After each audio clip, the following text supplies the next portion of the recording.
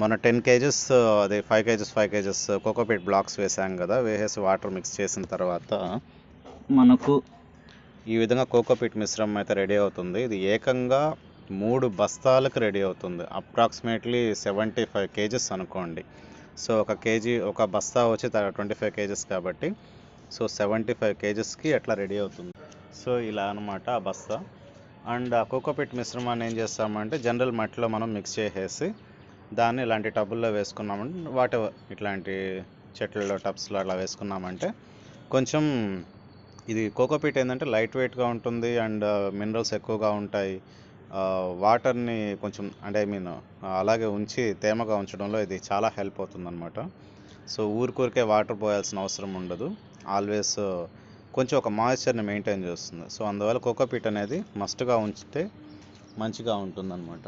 so అందువల్ల నేను ఎప్పుడు కూడా